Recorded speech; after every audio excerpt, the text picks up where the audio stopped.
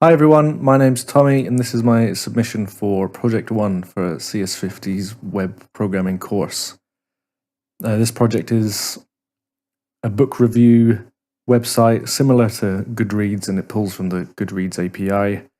So here on the register login screen, make yourself an account and we log in.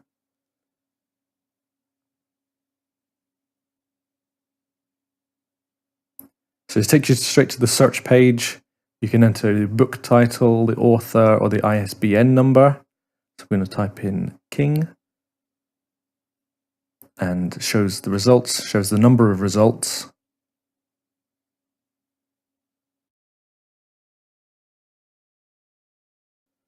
Do another search for Rowell, for J.K. Rowling. So going back to King, we'll look at It by Stephen King, and it has all the details, published year, ISBN, and the average rating from Goodreads users. So on the review, you can leave a rating from between 0 to 10.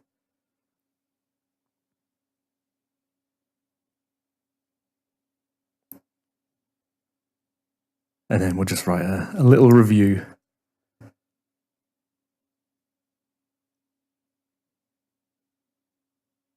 So once submitted, the page will refresh and it will show you your review and any other people's reviews that are there.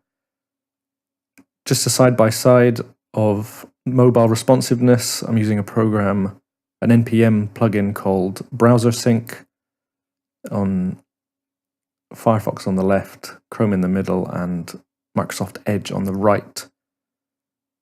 So as you can see, I've rated Game of Thrones by George Martin, and that appears on the homepage of just the latest reviews. So I've made a couple more accounts on Chrome and Edge and made a few more reviews, and we'll try and put in another review. But when we click Submit Review, as we've already left a review on this account, it'll say you have already submitted a review.